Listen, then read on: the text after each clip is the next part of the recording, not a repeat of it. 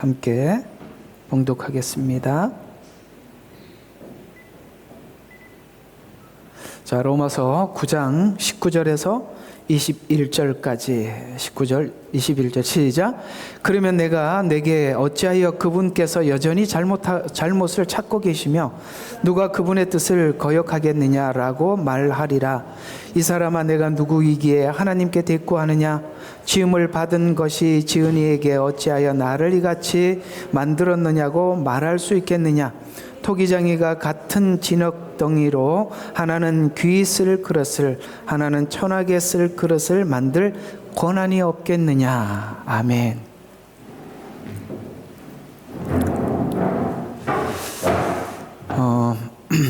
성경에서 우리가 가장 알고 싶어 하는 부분이 무엇이냐면 하나님께 묻는 왜라는 질문입니다. 왜?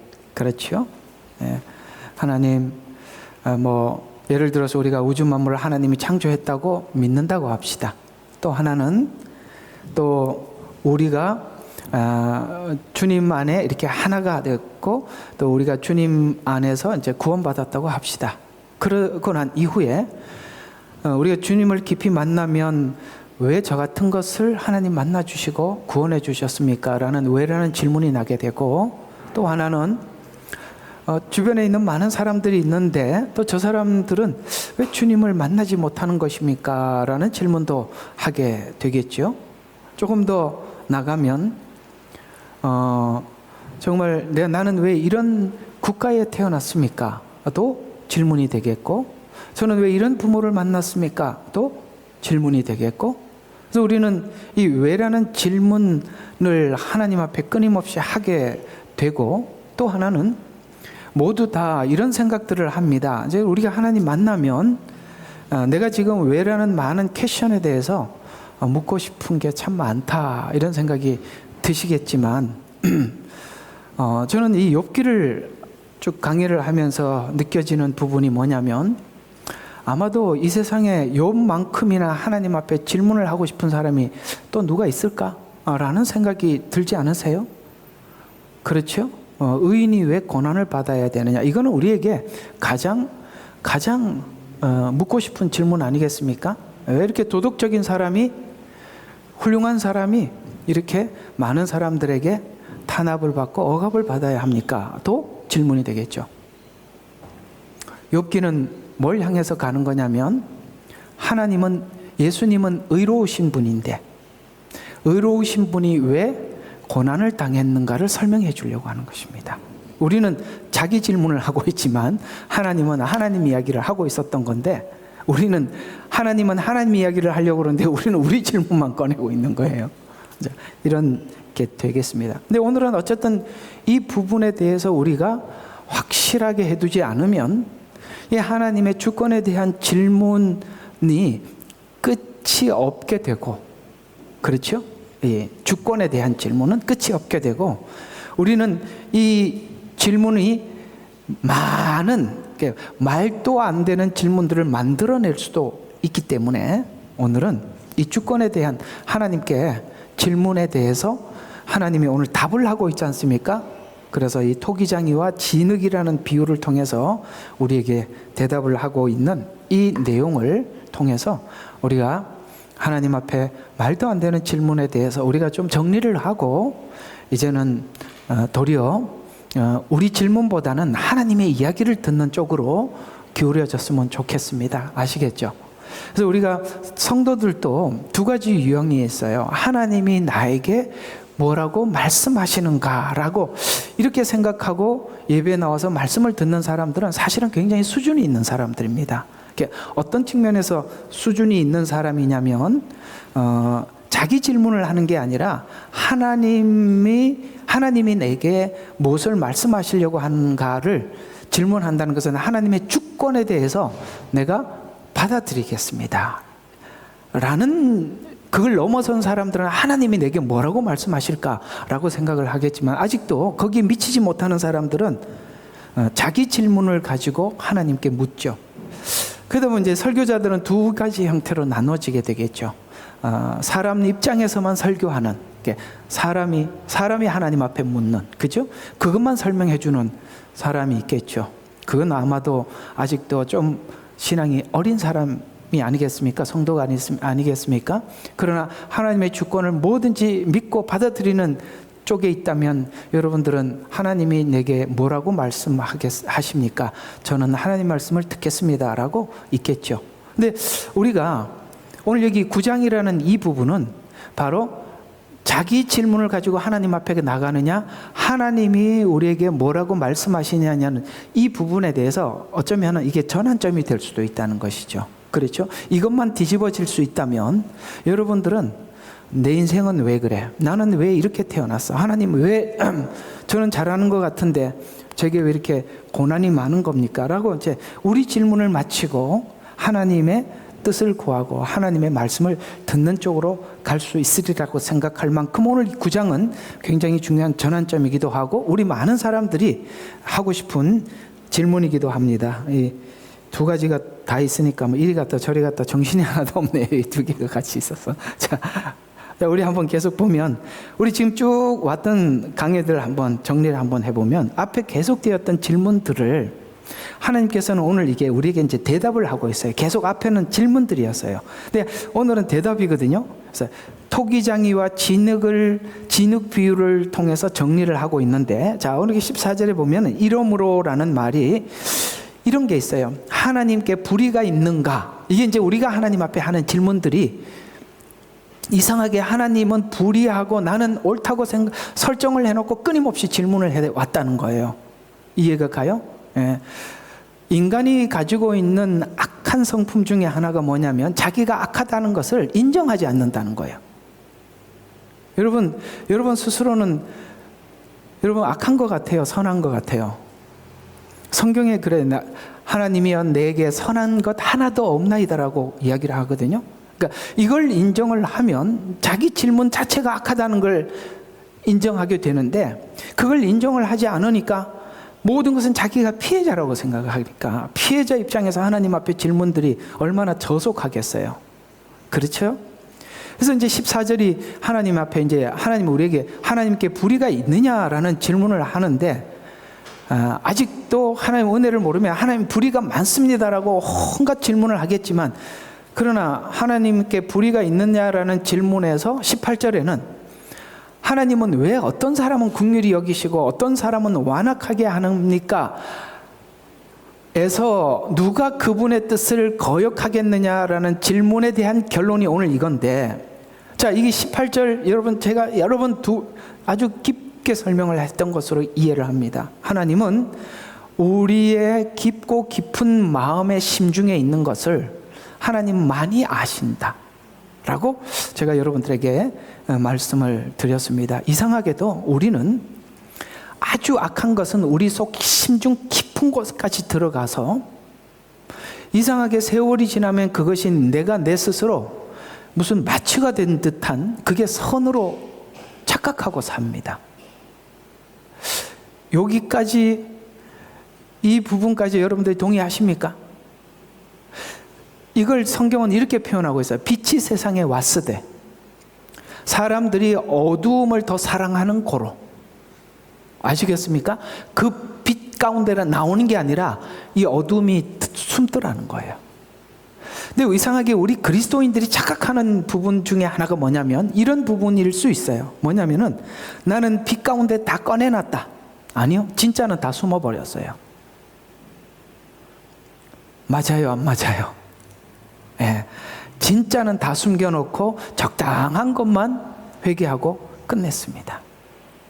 그러니까 이게 그러다 보면 어느 순간 우리는 마취가 돼 있습니다. 왜냐하면 몇 가지 꺼내놓은 것이 전부 다 꺼내놨다고 내 스스로 만족하기 때문에 이상하게 나는 선이라는 완벽한 틀을 가지고 하나님을 대합니다.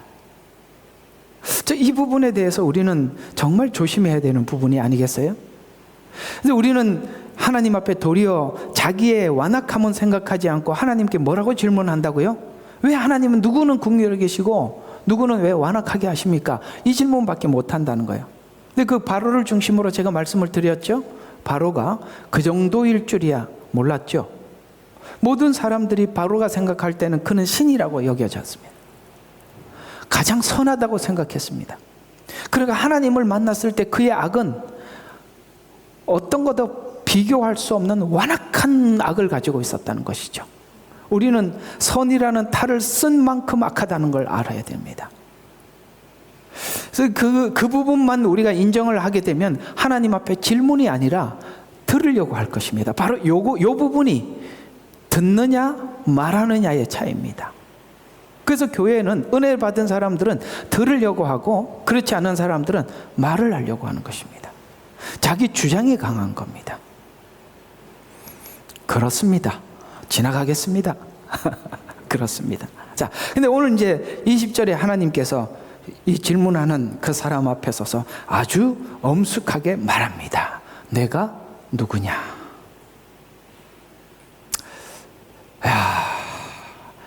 이 질문은 누가 가르쳐 주기보다는 우리는 누구나 내가 누군지를 내가 평생에 알아야 돼요. 하나님 없이 나를 절대 찾을 수 없다는 것입니다. 무슨 뜻일까요? 하나님은 우리를 창조하셨어요. 인간을 창조했어요. 하나님이 창조한 인간은 인간이 어떤지는 하나님만이 가장 잘 아는 겁니다.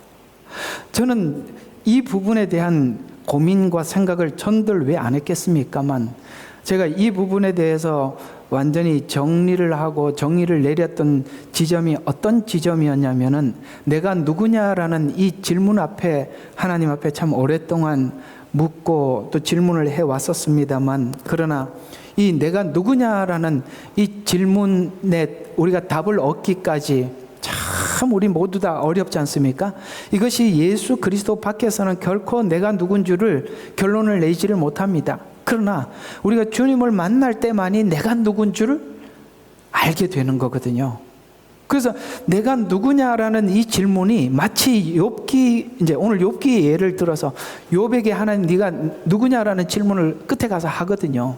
그런 것처럼 하나님의 주권적 선택을 심판하려는 인간의 위치에서 네가 누구냐라고 묻는 겁니다. 하나님의 주권을 네가 심판하려고. 그래서 하나님 왜 이런 질문들은 전부 다 뭡니까?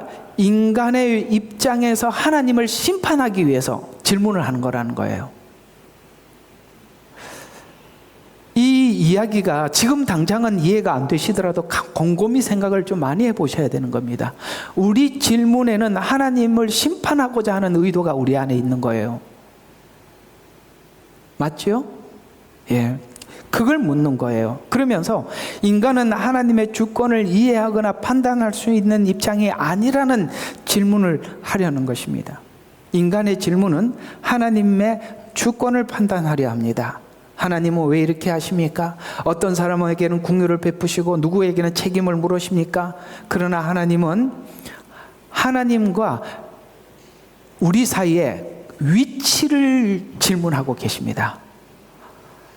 하나님이 창조주고 우리가 피조물이라는 사실을 잊어버리고 피조물이 창조주를 질문. 우리가 지금 AI를 만들고 있어요.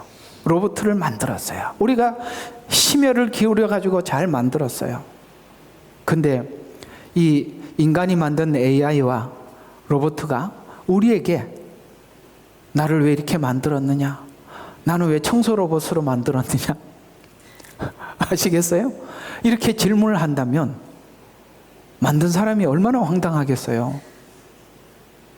그렇죠? 예. 피조물이 창조주에게 왜라고 질문을 할 권한이 없다라는 게 오늘 진흙 한 덩이를 가지고 뭘 만드느냐는 누구 마음? 그럼요. 만드는 사람 마음이죠. 근데 우리는 지금 하나님이 이런 질문 앞에서 위치에 대한 질문을 하니까 그래서 우리가 하나님을 바로 알면 딱 어디에 들어가게 되면 자기 위치를 찾게 되는 겁니다. 자기 위치를 찾는 순간 우리 인생 우리가 누군지 확 열려버리는 거예요. 위치를 찾고 나면 질문이 있는 게 아니라 하나님이 우리를 창조하셨기 때문에 인간이 가장 행복한 것은 예수 안에서 사는 것만이 행복하다는 걸 하나님이 아십니다. 그게 가장 행복한 인생이에요. 세상에 어떤 것도 그 사람의 삶을 무너뜨릴 수 없어요. 그래서 하나님께서는 예수 그리스도를 보내주시고 우리가 구원의 길을, 문을, 그 다음에 은혜를 활짝 알게 하시고 그 안에서 인간이 이 고난이 우리에게 떠나가는 것이 아니라 그 고난이 있지만 고난이 우리를 덮지 않는 행복하고 즐거운 인생을 살고, 더 나가서 물론 미래에 약속된 하나님 나라에 우리가 가겠지만, 그러나 그때 가서만 행복을 누리는 것이 아니라 이 땅에 살면서도 이 모든 것을 초월한 그런 인생을 살아라 라고 창조주이신 하나님이 우리가 어떻게 사는 것이 가장 행복한 거지 그분만이 아신다 이 말이에요. 그래서 저도 그걸 보고 넘어섰어요. 아, 만드신 분이 우리의 행복을 가장 잘 아시는구나. 왜 우리 인간이 불행하는지도 안다. 그래서 그때부터 제가 귀를 기울여 관심을 가진 것이 성경이 뭐라고 말하느냐, 가장 관심이 있었어요. 왜? 그것만이 행복의 길이요, 그것만이 우리 인간이 정말 누릴 수 있는 최상의 것이기 때문에 그렇습니다. 그래서 위치를 묻는 거예요. 위치만 딱 알고 나면 모든 것이 질서가 잡혀요. 그래서 오늘 20절에는 너는 누구이기에 지음을 받은 자가 지은에게 이같이 만들었느냐 할 수 있는가? 인간의 논리에서 보면 이렇게 질문이 되지만 하나님은 위치를 묻습니다. 인간의 입장에서 하나님을 판단하려 하지만 마지막 질문은 인간의 위치라고 하나님은 묻는데, 욥기의 흐름이 동일한 이야기예요. 욥기가 그런 이야기더라고요. 욥의 친구들은 의인은 왜 고난을 당하는가? 그리고 하나님은 왜 침묵하시는가? 그러면 죄 없는 사람이 고난을 당하는 것이 과연 하나님께서 공의로운가? 욥은 그렇게 묻고 있고, 욥 친구들은 죄인이기 때문에 고난을 당한다고 이야기를 하고, 그 둘 다 아무도, 욥도 답을 찾지 못했고 친구들도 답을 찾지 못했어요. 그래서 하나님께서 끝에 가서 위치를 물어본 거예요. 전부 다 자기 입장만 대변했단 말이에요. 욥 친구들은 자기 입장만 이야기했고 욥도 자기 입장만 얘기했어요. 그러나 어디가 딱 끝장이 나는 부분이다, 위치를 딱 찾는 순간 모든 것은 끝나더라, 이 이야기가 되는 것입니다. 그러니 여러분이 누구인지를 하나님 앞에서 위치를 발견하면 그때부터 여러분들은 불행 끝, 행복 시작입니다. 아시겠어요? 그게 얼마나 좋은 줄 아세요? 가정도 그래요. 자녀도 자녀의 위치를, 그래서 에베소서가 쫙 복음을 설명하다 끝에 가서 자기 위치를 찾아서 돌아가라.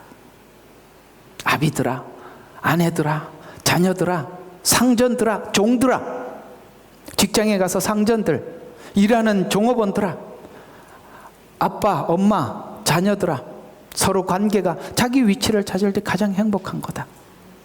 우리는 자기 입장에서 얘기하면 왜 순종해야 되는데, 왜 복종해야 되는데, 에베소서에 그렇게 질문하고 있으니까 불행한 거예요. 아시겠어요? 그래서 불행한 거라고. 그냥 자기 위치에 서는 게 가장 행복한 거예요. 그리고 하나님께서 이런 자녀들의 속성, 남자의 속성, 여자의 속성, 이런 것들을 다 만드셔서 사실 그렇게 사는 게 행복하니까 하나님 이렇게 하라고 하는데, 내가 왜 우월권을 갖지 못하는가, 내가 왜 리더십을 갖지 못하느냐, 이렇게 가버리면 그냥 평생 그냥 어쩔 수 없습니다, 그래서 사셔야지 어쩌겠습니까? 그 불행한 거예요. 그리고 그걸 여러분 한번 생각해요. 부모와 자식 사이에서 부모가 어떻게 부모 위치를 자식에게 내줄 수가 있겠어요? 할 수가 없는 일이잖아요. 아내와 남편 사이에서 어떻게 그 위치를 바꿔놓을 수 있겠어요? 할 수가 없는 걸 억지로 안 되는 거예요. 그냥 안 되는 거예요. 예? 여기도 대답이 없고 저기도 대답이 없네. 자, 그래 계속 봅시다. 욥기서 38장 4절에 보면 내가 땅에 기초를 놓을 때 내가 어디 있었느냐? 이 질문은 뭘까요? 네가 창조의 목적을 아느냐? 내가 바다 문을 열어 보았느냐? 새벽에게 명령해 보았느냐? 이 질문 앞에 욥기 42장 6절은 스스로 거두어 드리고 티끌과 재 가운데 회개합니다. 질문을 하고 답을 한 게 아니라 위치를 물으니까 할 말이 없어지더라는 거예요. 그러니까 회개가 나오더라는 거예요. 이상하죠? 위치를 찾으면 질문이 없어지고 자기가 누군 줄 아니까 회개가 나오더라는 거예요. 그리고 로마서 질문과 욥기의 질문의 흐름은 같아요. 인간의 논리와 입장에서 질문에 들어갑니다. 그러나 그렇게 질문에 들어가면 답을 찾지 못해요. 그 답은 창조와 피조물과의 관계, 주권자와 관계에서 위치에서 답을 얻습니다. 욥기서 38장 39장에서 했던 질문들은 너는 네가 경험한 세계가 전부라고 생각하느냐? 사람들이요, 자기 경험이 전부라고 생각을 해요. 그래서 항상 하는 말, 내가 볼 때는 그것도 적당히 써야지. 항상 내가 볼 때 그거밖에 모르는데 뭘 그걸 내가 볼 때는요? 아니요. 우리가 보지 못한 게 훨씬 더 많아요. 그죠? 여러분 그걸 아셔야 돼요. 우리가 보는 거는요, 이 세상의 아주 극히 일부분이에요. 극소수예요. 그래서 내가 경험한 세계가 전부라고 생각하느냐라는 질문이 거기 있는 거예요. 또 하나는 뭐예요? 내가 이해하지 못한다고 해서 내가 일하지 않는 것이냐라는 질문도 거기 있어요. 느끼지 못한다고 하나님이 손을 놓고 있느냐라는 것도 있다는 것이죠. 그래서 이어서 40장 1, 2절에 보면 전능하신 분과 더불어 다투는 자가 그분을 가르치겠느냐? 참 입장이 바뀌었죠. 하나님을 꾸짖는 자로 그것을 대답하게 하라. 이거 무슨 말이에요? 질문에 대답하는 것이 아니라 내가 나와 변론할 자격이 있느냐? 욥은 자기도 모르게 어디까지 가 있었는지 몰랐던 거예요. 뭐죠? 자기의가 하나님을 심사하는 자리에 올라 있다는 거예요. 이상하게 아까 처음에 이야기했던 이야기를 다시 돌아가 보겠습니다. 우리는 빛이 와서 하나님의 말씀이 비춰질 때 진짜 우리 속에 지금까지 꾹꾹 눌러놨던 어떤 죄성들은 속으로 깊이 들어가 버리고 적당한 것만 끄집어내놔서 회개를 했다고 하는데, 하나님은 체질을 바꿔야 돼. 우리는 익숙하게 학습된 그런 하나님이 기뻐하지 않은 속성들과 습관들이 우리 속 깊이 들어가 있단 말이에요. 나도 모르게 툭툭 튀어나오는 이런 단어들과 말들은 너무나도 하나님과 거리가 먼 게 너무 많다는 것이죠. 근데 우리가 껍데기 몇 가지 꺼내놓은 걸 가지고, 회개한 걸 가지고 나는 다 회개했다고 생각하는 순간, 오늘 여기 그거예요. 자기의가 하나님을 심사하더라는 거예요. 왜? 나는 어렵게 됐거든요. 나는 괜찮은 사람이거든요. 그러니까 하나님도 심사하는데 사람쯤이야 장난이겠죠. 그래요? 예, 사람은 아무것도 아니죠. 하나님도 심사하는데요. 그래서 거기에 올라와 있다는 것을 몰랐습니다. 로마서 9장 20절에 보면 내가 누구이기에 하나님께 대꾸하느냐 와 동일한 상황입니다. 그때 욥은 3절과 5절에 내가 악하오니, 드디어 뭘 찾더라? 위치를 찾으니까 내가 악하다는 것을 알게 되더라는 거예요. 오늘 엄청난 이야기죠. 위치. 그러니까 내가 악하오니 무엇을 대답하리까? 손으로 입을 가릴 뿐입니다. 한 번 내가 말하였으나 대답하지 아니할 것이며 실로 2번 말하였으나 더 이상 하지 않겠다. 할 말이 없다는 거야. 한 번 말하였으나 뭐라고요? 대답지 아니할 거야. 2번 말하였으나 더 이상 하지 않겠습니다. 뭐가 없어졌어요? Why? 질문이 사라져버린 겁니다. 저는 제 위치를 저는 알기 때문에 저는 대답할 어떤 이해도 없습니다. 신앙은 자기 위치를 찾을 때 완전히 서는 것입니다. 하나님과 나의 관계, 하나님께서 세우신 질서, 그 안에서 자기 위치를 알고 하나님과 우리 관계를 알고 우리 주변에 있는 모든 관계를 알 때 흔들리지 않고 완전하며 주님 오실 때까지 변함없이 자기 위치를 지키게 하는 것입니다. 그래서 사단이 하는 역할이 뭘까요? 위치를 떠나게 만드는 겁니다. 성도는 성도의 위치고, 저는 제 위치가 있고, 아버지는 아버지 위치가 있고, 아내는 아내의 위치가 있고, 자녀의 위치가 있고, 다 그게 있어요. 그걸 떠나게 만드는 거예요. 여러분, 사단의 속성이 풍성해져가는 사회가 형성되는 과정을 보면 전부 다 갈라놓습니다. 위치를 떠나게 만들죠. 부모에게 저항하는 자녀로 만들고, 사회에 저항하고, 존경하는 인물을 지워버리고. 이해가 가죠? 자기를 통제해야 될 윗사람들을 뭡니까? 단어가 생각이 안 나는데, 윗사람들을 어쨌든 먹칠을 해서, 네가 그 사람 그런 사람 아니다, 이렇게 만들어서 모델을 없애버리는 거예요. 그러면 사람들은, 원래 인간은 악하기 때문에 자연스럽게 자기 위치를 떠나는 겁니다. 자기 위치를 떠나면은 사람들이 뭐가 생기는지 아십니까? 자기 욕심이 마음껏 발산되는 거예요. 마음대로 그 욕심을 가지고 사단이 원하는 대로 쓰는 겁니다. 이게 사단이 자기 위치를 떠난 자, 더 나가서 우리 자신들도 하나님 앞에 이런 위치를 떠나게 해서 본질적으로 하나님과 관련 없는, 이해가 갑니까? 그런 사람으로 만들더라는 것이죠. 물론 여기서 그 위치를 떠나고 그렇게 그럼 아무 말도 하지 말라는 겁니까? 라는 이런 질문들을 사람들은 하겠지만, 그건 또 다른 이야기예요.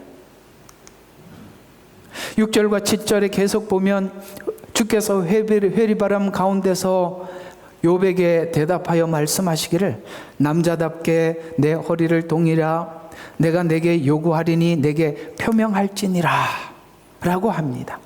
하나님은 욥에게 계속 질문을 하는 이유는, 욥이 하나님과 자신의 위치를 알았지만 뭐를 몰랐냐면, 아직도 창조의 크기와 목적을 충분히 이해하지 못했기 때문에 하나님이 다시 욥을 세운 겁니다. 우리는 위치를 알고 난 뒤에 두 번째 알아야 될 게 뭐냐? 하나님의 창조의 목적을 알아야 돼요. 목적. 아시겠어요? 위치를 알면은 그 악한 습성들이 사라져요.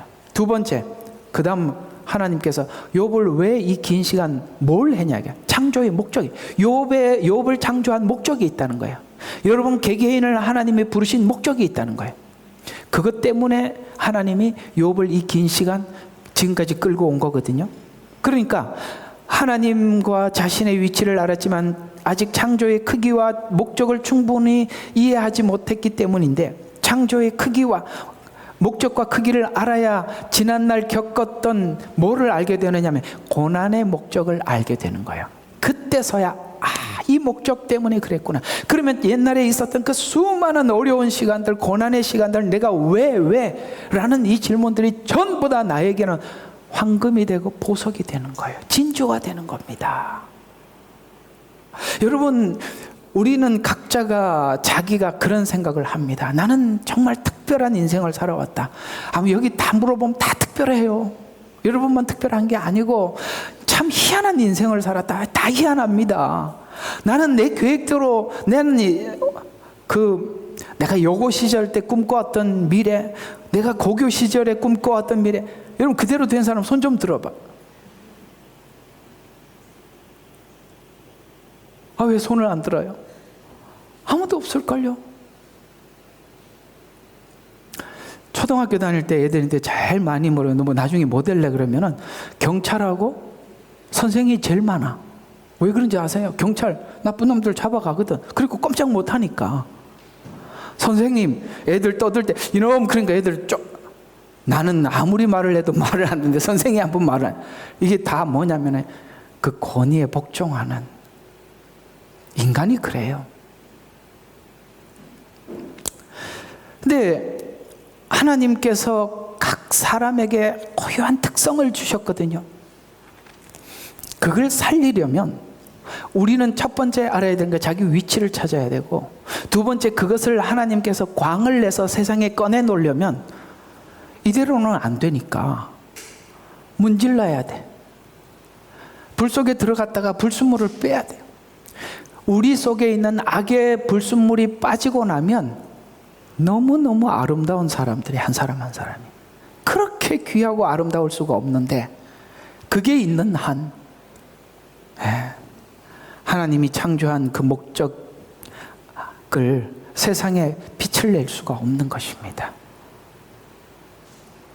그래서 그렇게 하나님이 준비한 그릇들을 하나님 질그릇으로 만들어서 질그릇을 자꾸 깨트려 남들하고 똑같이 고난을 주고 똑같이 불평불만 욕할 자리에 가서 축복을 하는 이걸 보여주고 싶은 거예요. 하나님이 모두가 똑같은 상황에 욕을 하는데 쟤는 왜 저 욕을 해야 될 사람 앞에 이렇게 축복을 할까?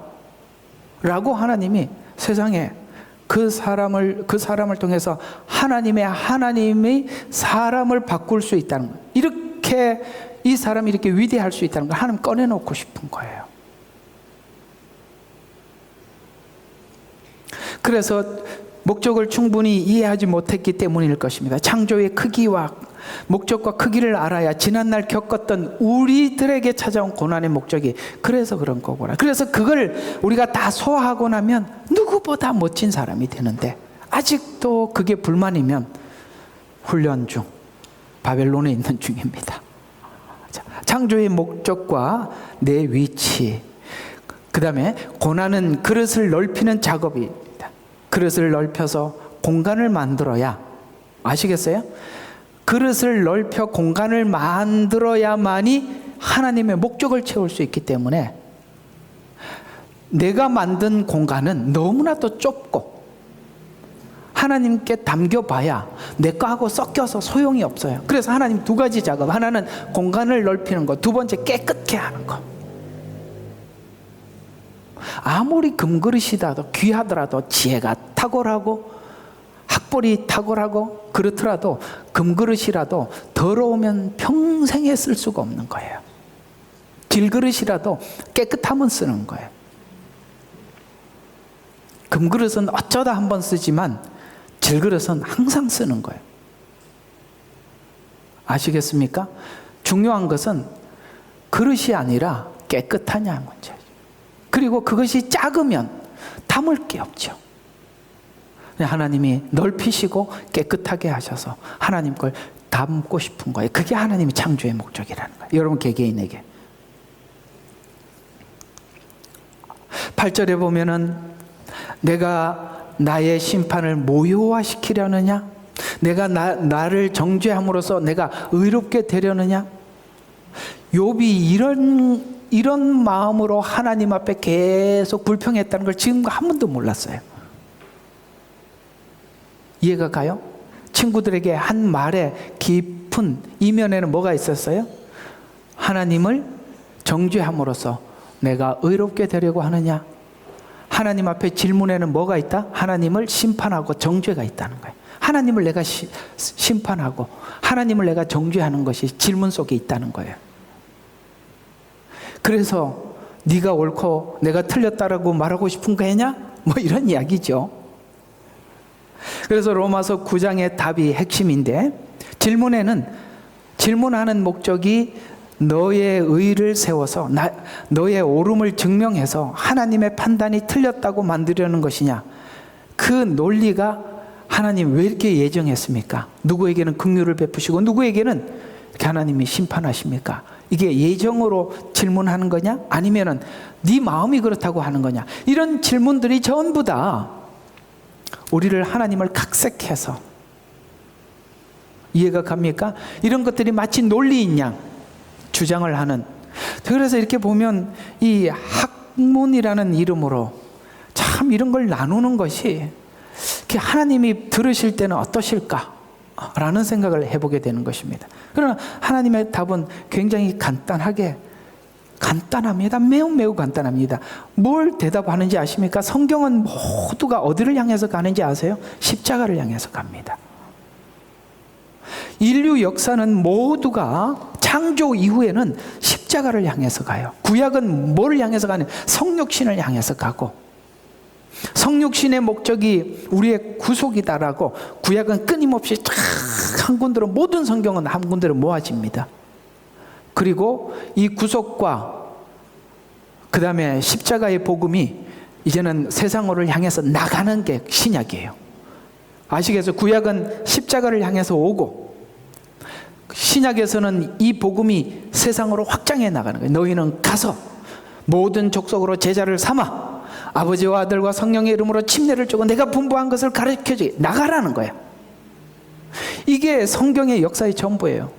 전부 다 십자가에 맞춰져 있단 말이에요. 하나님의 대답은 어디를 가도 십자가예요. 그래서 성육신과 십자가, 이것이 하나님의 관점을 모르면, 하나님의 이 큰 그림, 이걸 모르면 우리는 엉뚱한 질문만 끊임없이 하나님 앞에 하는 겁니다. 친구들의 질문같이 의인도 고난을 받을 수 있는가?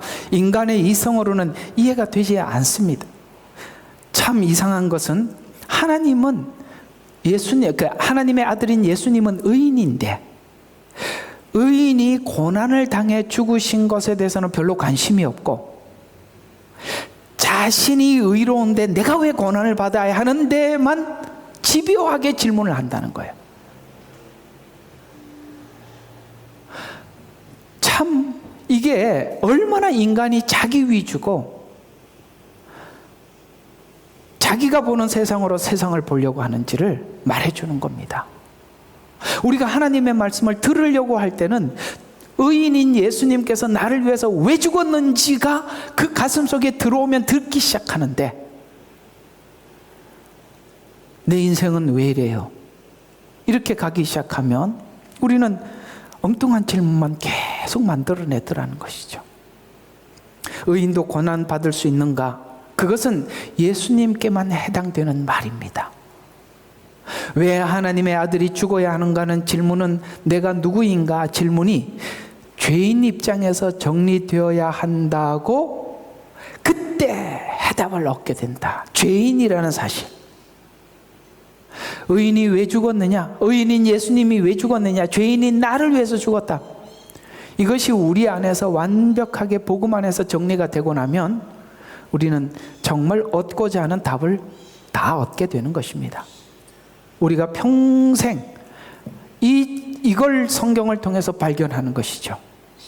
이 해답을 얻은 것은 입을 가리고 할 말을 잊게 만들고 흔들리는 믿음을 정돈할 뿐만 아니라 온전한 믿음의 자리로 옮겨지게 만들더라는 것이죠. 하나님의 구원의 방식이 이것이 하나님의 지혜였음을 알게 되는데, 여러분, 하나님의 지혜는 모든 것을 한꺼번에 정리를 한 거거든요. 성육신과 십자가는요, 모든 걸 한순간에 정리를 한 거예요. 뭐를 하죠? 그렇습니다. 사단을 심판을 하고 구원받고 생명을 드린 자들, 우리가 구원을 받고 하나님 앞에 생명을 드린 자들이라 할지라도 우리의 입을 막고 심판을 받아 지옥 가는 자도 하나님 지옥가에 마땅합니다. 유구무원으로 만들어버리는 것. 이게 십자가의 지혜라는 거예요. 사단도 자기 주장을 할 수 없게 하고 구원받은 우리도 하나님 앞에 할 말이 없고 생명을 드리더라도 할 말이 없게 만들고 지옥 가야 될 사람들도 유구무원으로 만드는 것. 이게 하나님의 지혜다는 거예요.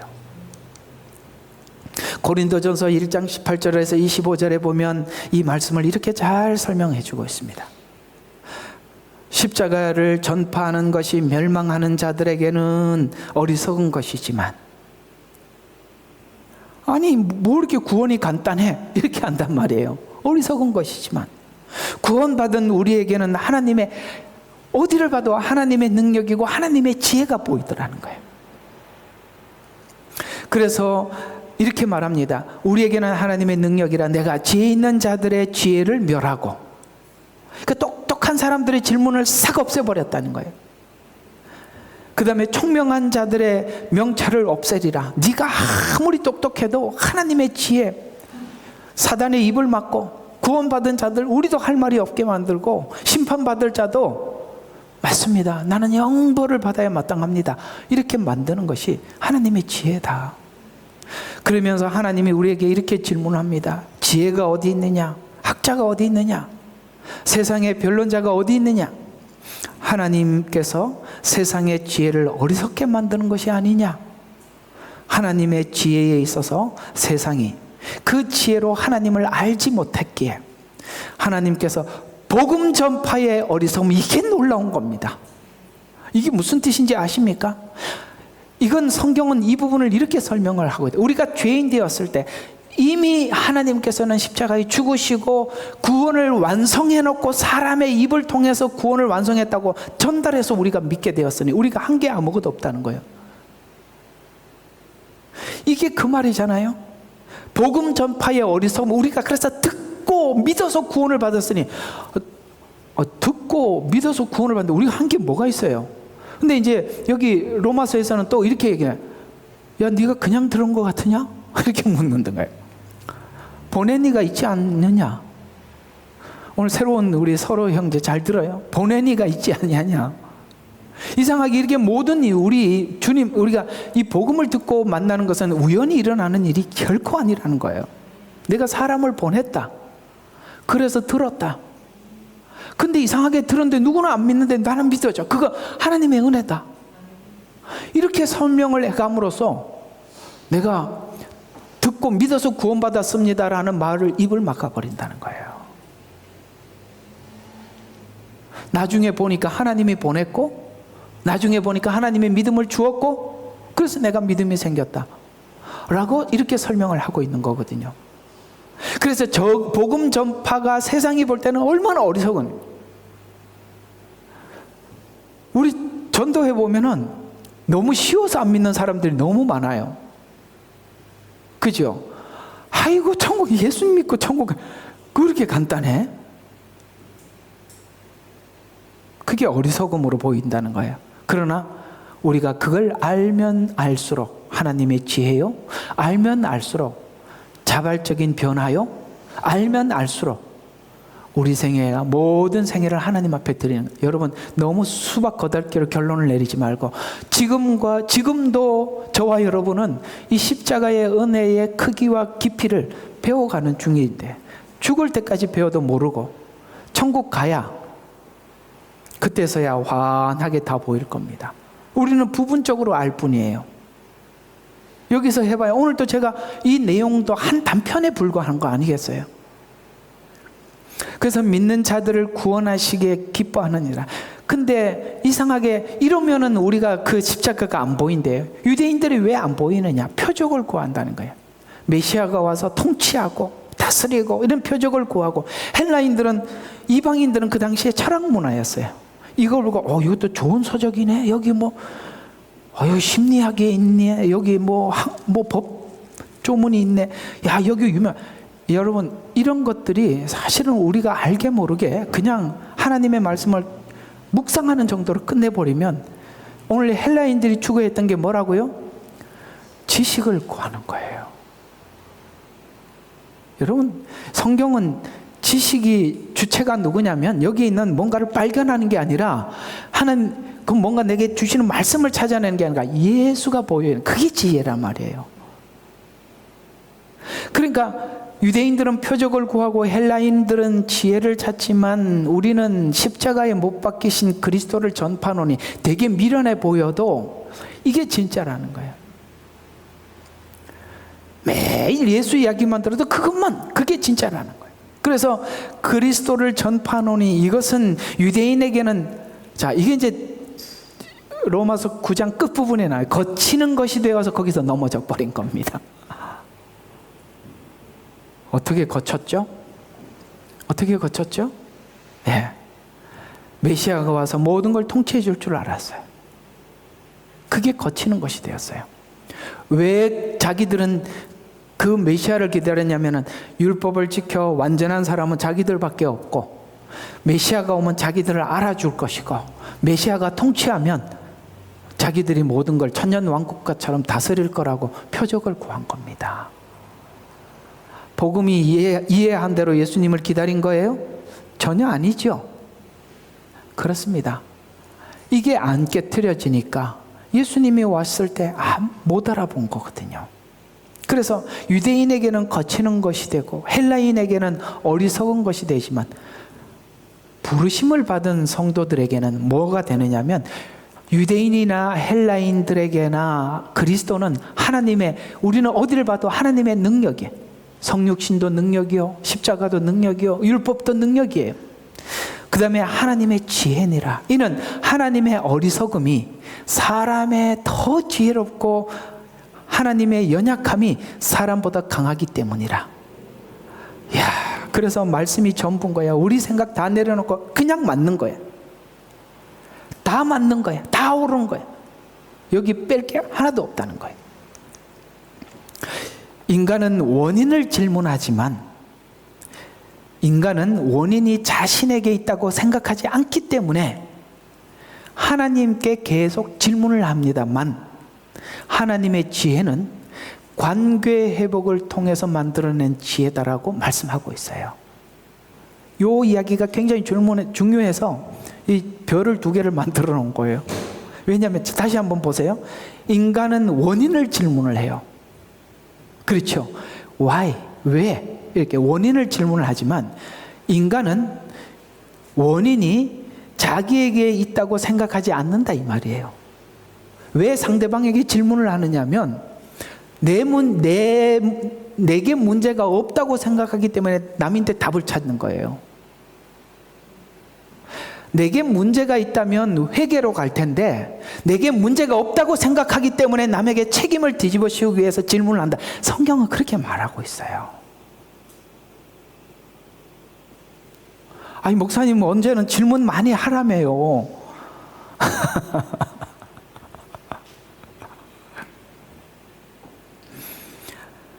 하나님의 지혜는 관계 회복에서 만들어낸 지혜라고 합니다. 인간은 논리에서 답을 구하지만 하나님은 위치에서 답을 주십니다. 그래서 결국에는 이 모든 것을 묻고 알다 보면 확 드러나다 보면 이게 다 보이게 되는데, 그래서 로마서 11장 끝에 가서 이 이야기로 딱 마무리하잖아요.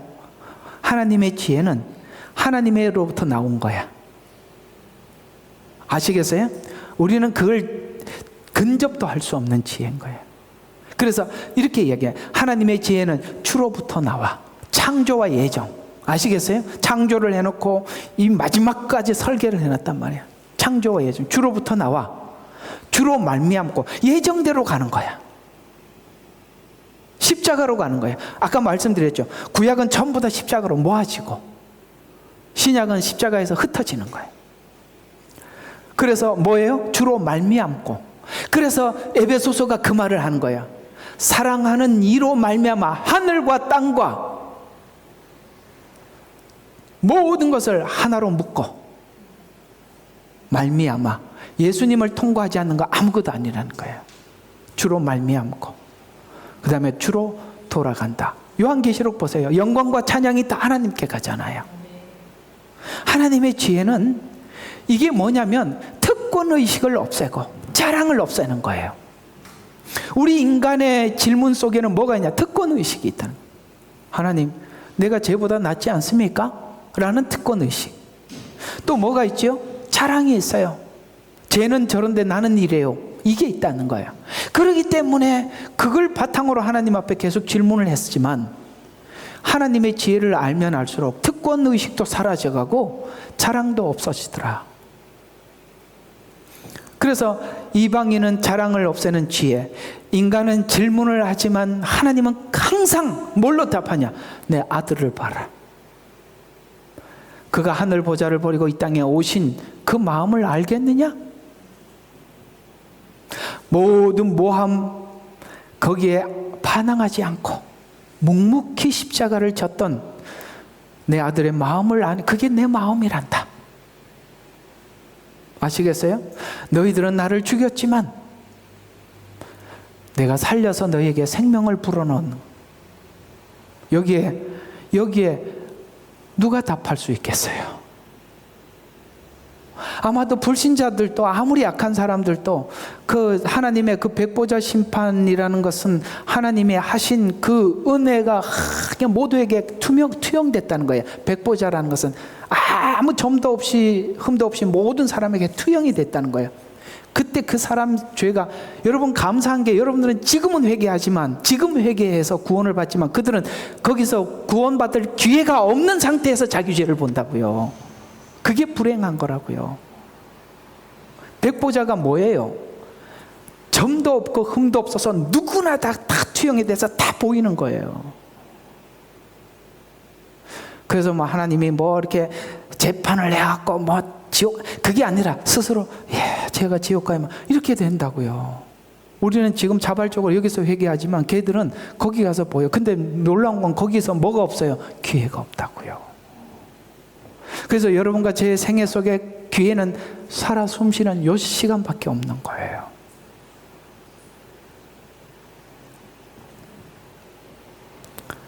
질문의 답은 십자가 즉 복음인데, 복음은 질문하기 전에 하나님은 이미 완성해 놓고 우리에게 전파해 주신 것입니다. 질문과 답을 간추려서 보면 이런 겁니다. 창조와 다스림에서 성경은 이렇게 답합니다. 짧게 한번 골라보면 골로새서 1장 16절 창조에 대한 질문이 이렇게 됩니다. 만물이 그에게서 창조되었고 만물이 그로 말미암고 그를 위해서 창조되었다.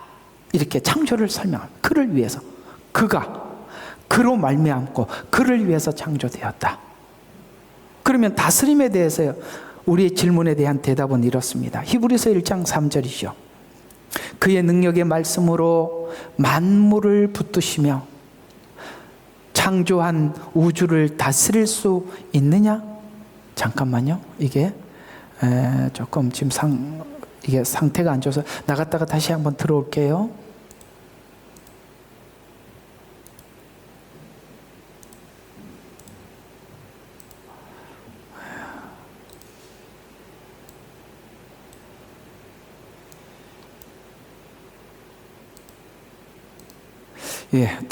잘 되죠? 빨리 들어와 주세요. 자, 그래서 이제 다스림에서 히브리서 1장 3절에는 이렇게 대답합니다. 그의 능력의 말씀으로 만물을 붙드시고 창조한 우주를 다스릴 수 있느냐라고 우리에게 질문을 하고 있습니다. 그래서 창조와 다스림에 대해서 하나님께서 대답을 하신 것이죠. 나는 또 성경에서는 이렇게 예수님의 죽음에 대한 질문에 이렇게 대답을 합니다. 나는 너희를 얻기 위해서 내 목숨을 버렸다. 요한복음 11장 25절이죠. 내가 목숨을 버리는 것은 다시 얻기 위함이라. 이는 이를 빼앗는 자가 있는 것이 아니라 내가 예수님의 목숨을 빼앗는 자가 있는 것이 아니라 스스로 버리노라. 그러면서 나는 뭐 할 권세도 버릴 권세도 있고 얻을 권세도 있다라는 말은 예수님 자신이 힘이 없어서 자기 목숨이 빼앗겨진 게 아니라 스스로 그 길을 갔다는 거예요. 공의와 은혜를 동시에 집행할 수 있느냐라는 질문입니다. 여러분, 우리가 그게 가능해요? 우리 인간이 공의와 은혜를 동시에 재판을 해서 재판의 판결이 무슨 법정형이든지 이렇게 판결을 내면서도 그 자리에 서서 용서하마, 이게 돼요? 안 되지요. 근데 하나님의 지혜는 용서도 하셨고 어떻게 하십니까? 공의도 집행한 거예요. 이게 하나님의 지혜라는 거예요. 자, 한번 물어. 이게 신비로워요? 안 신비로워요? 나는 엄청나게 신비롭잖아. 이게 우리가 생각할 때마다 깜짝깜짝 놀랄 일 아니에요. 그게 하나님의 지혜라는 거예요. 그래서 이렇게 말합니다. 하나님께서 왜 그렇게 하셨느냐 이거예요. 왜 하나님께서 공의로 집행을 한다는 건 십자가에서 모든 걸 다 당하는 겁니다. 그게 지금 공의를 집행하는 중인 겁니다. 근데 그것을 우리를 위해서 견뎌주시잖아요. 자기가 자기 죄 때문에 죽은 게 아니라 우리를 위해서 죽잖아요. 그건 은혜예요. 그러니까 십자가는 두 가지가 동시에 보이는 거잖아요. 우리 죄를 집행하는 자리잖아요. 그러면서도 뭡니까? 하나님이 우리를 얼마나 사랑하는지 보여주는 자리잖아요. 은혜와 공의가 동시에 집행되는 자리라는 거예요. 그래서 왜 그렇게 했느냐? 우리 이미 로마서 3장 하고 지나왔는데 이렇게 얘기합니다. 하나님께서 자기의 의로우심을 나타내사 자기도 의로우시며 또한 예수 믿는 자도 의롭게 하려 하심이라. 그래서 이상하게 하나님과 우리 사이는 뭐가 되냐면은 하나님이 우리가 예수님 믿는 걸 보고 의롭다라고 말씀해 주시는데 그럼 우리가 아유 괜찮은데 의롭습니다 이렇게 해야 되는데 아닙니다. 하나님이 의롭습니다. 이해가 가요? 이게 하나님의 지혜라는 거예요. 뭐 의는 한 사람만 가지고 와야 되는데 하나님은 우리를 의롭다고 하는데 우리가 하나님을 의롭다고 하는 거야. 이게 하나님의 지혜야. 이렇게 집행할 수 있는 방법은 이 세상에 어떤 지혜도 만들어낼 수 없다 이 말이에요. 그래서 성경이 그러니까 제가 금방 말씀드렸던 이런 관념 속에서 성경이 보여야만이 성경을 보는 거예요. 근데 이상하게 우리가 이제 아까 말씀드린 것처럼 사람들이 자기 경험한 것만 전부라고 생각하거든요. 그래서 어떤 사람들은 공의를 하나님 앞에 많이 경험을 했어요. 그래서 하나님이 뭐 잘못하는 사람을 혼내주시고 뭐 이런 걸 실제 자기도 느꼈고 또 주변에 있는 사람들도 그렇게 많이 하면은 자꾸 하나님의 공의 쪽으로 기울어져요. 또 어떤 사람은 하나님의 은혜를 많이 체험했어요. 그럼 둘이 만나면 항상 싸워요. 하나님은 은혜의 하나님이다, 공의의 하나님이다. 하나님은요, 그걸요, 사람마다 다르게 집행하는 거예요. 누구는 공의라는 잣대를 통해서 죄를 깨닫게 해줘야 되는 상대가 있는가 하면 그 죄 때문에 괴로워서 정말 죽을 지경인 사람에게 은혜를 비춰줘야 되는 거예요. 그래서 여러분의 인생 속에 하나님은 때로는 공의가 비춰질 날이 오고 은혜가 그게 서로가 다른데 자기 틀을 가지고 모든 걸 공의 이렇게 보기 시작하면 다 틀려요. 은혜 이렇게 받아들 아니요, 사람마다 다르게 때로는 이게 더 하나님 앞에 풀어질 때가 있고 이쪽이 더 풀어질 때가 있는 거예요. 밧세바에 간음했을 때는 하나님의 공의가 비춰져야 해요. 회개하고 난 뒤에는 하나님의 은혜가 비춰져야 하는 거예요.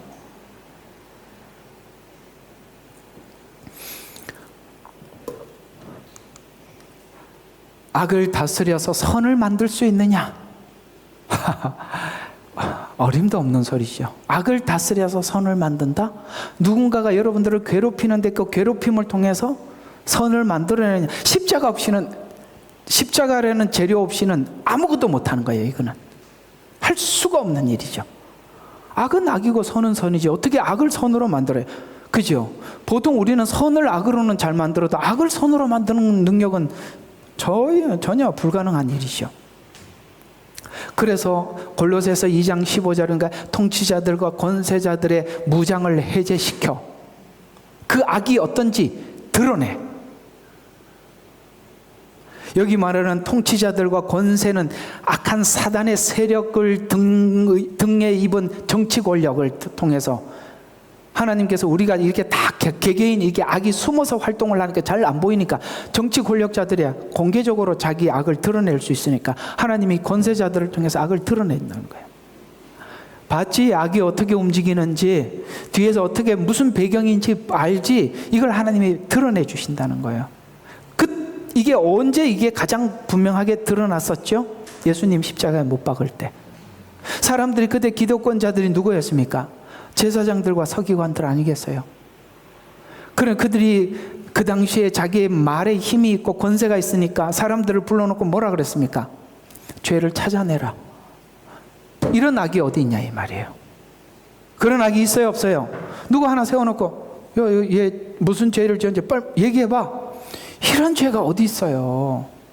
또 하나는 재판을 여러분 밤중에 하는 재판이 어디 있습니까? 아시겠어요? 예수님은 밤중에 잡혔어요. 밤의 재판은 너무나도 어둡고 은밀한 음흉한 재판이라는 거예요. 거기다가 없는 죄를 뒤집어 씌운단 말이에요. 권세가 뭘 하는지 그 권세를 얻은 사람들이 자기 그 권세를 유지하기 위해서 어떻게 하는지 그 뒤에서 배경의 사단이 어떻게 사용하는지 그걸 다 드러내서 그때만 드러나겠어요? 이 세상에 쭉 살아오는 수많은 역사 속에 똑같은 상황들이 수도 없이 재현되게 만들어서 우리가 영적으로 무지한 우리들에게 권세자들을 통해서 악이 어떻게 움직이는지를 드러내서 이 말이에요. 통치자들과 권세자들을 무장해제시켜 드러내서 구경거리로 삼으시고 놀랍게도 그것을 무력으로 대항해서 이긴 게 아니라 뭘로 이기셨더라? 십자가로 공의로 집행을 해서 이기셨더라. 여기서 우리는 싸워서 이겼다 그러면 얼마나 좋겠어. 우리도 싸우면 되는데 십자가로 이겼다니, 우리도 십자가를 져야 이기는구나, 이렇게 되지 않습니까? 이것은 하나님의 지혜인 십자가만 가능한 일입니다. 인간의 이해 영역이 아니라는 거예요. 그러나 질문의 마침은 무조건 십자가. 그러니까 결국은 우리가 어디서 다 답을 찾아야 되냐면 십자가에서 답을 찾는 거예요. 이 답을 얻을 때 인간은 욥을 보면 자, 이렇게 바뀌는 거예요. 이 답을 딱 얻고 나면요, 뭐가 바뀌냐? 질문이 경배로 바뀌고, 즉 예배로 바뀌어 예배자의 삶이 되고, 내가 하나님 앞에 변론했던 것들이 그게 다 찬송으로 바뀌고, 수많은 질문과 반론이 하나님 지혜 앞에서 찬송으로 바뀌더라. 내가 지난날 물었던 것들이 전부 다 얼마나 부질없음을 깨닫게 되고, 모든 영광 하나님께, 모든 영광 하나님께, 나는 자유해, 이렇게 끝이 나더라는 거예요. 더 중요한 것은 자기 의가 뭘로 들어가더라? 십자가의 의로 기결이 돼서 자기 의가 십자가 안에 다 묻혀버리는 거예요. 주님께서 여러분들에게 행하신 일들을 생각하면 우리가 자랑할 게 무엇이고, 우리 얼굴을 낼 게 뭐가 있고, 우리 목소리를 낼 게 뭐가 있나, 이렇게 귀결이 되더라. 갈라디아서 6장 14절에는 우리 주 예수 그리스도의 사랑 외에는, 십자가 외에는 결코 자랑할 것이 없는 인생이 되고, 고린도전서 1장 24절에 보니까 그리스도는 하나님의 능력입니다, 하나님의 지혜입니다 라고 끝이 되더라는 것이죠. 그러면 여러분 지금까지 살아왔던 수많은 고통들, 원망, 두려움, 이런 것들이 뭘로 바뀔까요? 원망은 감사로 바뀔 것이고, 두려움은 확신으로, 모든 영광은 하나님께 올려드리게 될 것입니다. 성경의 수많은 인물들을 통해서 우리에게 전달하고 싶은 이야기는 욥을 봐라, 바울을 봐라, 베드로를 봐라, 요셉을 봐라, 한편 강도를 봐라. 오늘 참된 신자들 모두가 오늘 욥처럼 바울처럼 여기 있는 신앙의 전환점, 완전히 인생의 대전환점을 가졌던 신자들 모두 이 답을 얻기 위해서, 사실은 오늘 우리는 하나님 앞에 이 시간들을 보내고 있는 중이고, 우리는 오늘 이렇게 답을 얻는구나라는 방법을 얻어가는 것입니다. 결론입니다. 하나님께 선택받지 못하는 자들의 내면의 세계는 이 지점에 도착을 못해요. 하나님이 이걸 아시는 거예요. 누구는 여기에 옳고 누구는 여기에 왜 못 오는지 아는 거예요. 끊임없이 하나님 앞에 반항적이고 저항적이고 자기중심적이고 자기사랑이에요. 그런 사람들은 결코 이 자리에 이 하나님의 계시와 복음의 비침을 받을 수가 없는 거예요. 공감하세요? 이게 불행이라고요. 그래서 로마서 1장부터 처음부터 뭐라고 설명했는지 아세요? 하나님께서 범죄한 상실한 마음대로 내어버려 두사. 하나님이 아무것도 안 해. 악하면 악한 대로 그냥 내버려 두는 거예요. 반성의 기회를 주지 않는, 돌이키면 이게 저주라고요. 지금 반성을 안 하고 모르면 하나님 그 백보자 심판에 가면 다 보이는 거예요. 죄인 아니라고 박박 우겨? 아니야. 하나님 앞에 서면 다 조금만 있으면 다 안다니까. 그래서 우리가 그러면은 이 지점에 도달하지 못해요. 설교를 듣는 우리 모두가 은혜인 것은 우리는 자의반 타의반 이 지점을 향해서 하나님 앞에 이끌림을 받고 있다는 사실입니다. 그래서 끊임없이 양심의 가책을 느끼고 설교를 들을 때 마음이 아프고 마음에 결단이 생기고 하나님을 향해서 죄송한 마음이 생기고, 한 주간 내가 그래도 하나님 앞에 최선을 다해서 한 주간 살아야겠다라는 결단이 생기는 것도 여러분들이 살아있기 때문에 가능한 일이란 말이에요. 우리의 질문도 우리의 고난도 최종 종결자 예수 그리스도입니다. 십자가 앞에서 안내받고 있는 시간을 우리가 갈 뿐입니다. 그래서 결국 우리 모두가 오늘 약간 이렇게 9장, 이 전환점, 요 지점이 어딜까요? 야곱에게는 야복강이고 아브라함에게는 모리아산이겠죠. 요 자리가 전환점이거든요. 그러니까 이 자리를 향해서 하나님이 이끌고 가고 있는 거고, 이 지점이 바로 9장에 있는 답일 겁니다. 야복강을 잘 접목을 시켜보면 로마서 9장과 딱 연결이 됩니다. 아시겠습니까? 하나님의 주권. 야곱이 길을 떠날 때 하나님 앞에 한 가지 조건을 걸죠. 하나님, 내가 믿고 구했던 그 하나님이 진짜 하나님이시라면 나를 다시 내 집으로 돌아오게 해주십시오. 그러면 내가 하나님이 지금 내가 아버지께 받은 이 축복이 당신이 준 걸로 내가 믿겠습니다.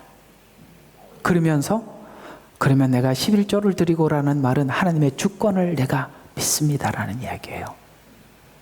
그런데 결국은 돌아서 어디를 왔어요? 야복강에 왔어요. 근데 야복강까지는 왔지만 아직 해결이 안 됐어. 해결이 안 됐어. 왜 환도뼈가 부러졌을까요? 우리는 이 몸의 환도뼈는 삶의 중심을 버티는 장소입니다. 이게 부러지면 절어야 돼요. 그렇죠? 중심을 바꿔놓은 겁니다. 그게 환도뼈가 부러진 사건이에요. 중심을 바꾸는 거예요. 그게 전환입니다. 전환이 일어나면 어떤 일이 일어날까요? 옛 생활을 청산하는 것. 다시는 야곱이라고 부르지 마라. 이스라엘이라고 불러라. 네. 그는 지난날 야곱이라는 이름을 버리고 이스라엘이라는 자신감으로 삽니다. 바로 앞에 서서 네가 신의 아들이라고? 내가 하나님의 종이다. 무릎을 꿇어라. 손을 얹고 안수 기도를 하면서 하나님의 이름으로 바로에게 축복하는 야곱은 자신이 얼마나 하나님의 자녀라는 자부심이 차고 넘쳤는지를 말해주는 거예요. 여러분, 어딜 가도 기죽지 말고 사세요. 비록 우리는 삶이 하나님의 훈련으로 고달프나 여러분, 하나님의 자녀라는 거 잊지 마시고 사세요. 아시겠어요? 그렇게 한 주간 살아보시겠습니까? 대답이 시원찮습니다. 결국 야복강으로, 모리아산으로 완전한 변화의 시간이 일어날 것입니다. 기도하고 마치겠습니다. 하나님, 오늘은 저희들은 우리의 질문이 얼마나 하나님을 심판하고 있는지 모르고 질문을 하는 것들이 얼마나 많은지 한번 생각해 볼 수 있는 기회가 되었습니다. 오늘 하나님께서는 우리에게 대답하기를 토기장이와 진흙이라는 주제로 우리에게 대답을 해 주었습니다. 하나님께서 모든 창조를 하시고 역사를 설계하시고 우리 인생에 개입한 것 하나님의 주권입니다. 하나님의 주권을 알 때 우리는 듣게 되고 그 듣는 말씀이 무엇이든지 하나님의 옳음을 믿고 순종하며 나가는 신자가 될 때 아버지 하나님, 내 인생을 내려놓고 하나님께 맡긴 자의 자유함을 우리가 누리게 될 것입니다. 사랑하는 성도들이 그렇게 살 수 있도록 말씀을 깊이 열어주시옵고 아버지 하나님 축복하여 주시옵소서. 예수님 이름으로 기도드렸습니다. 아멘. 찬송가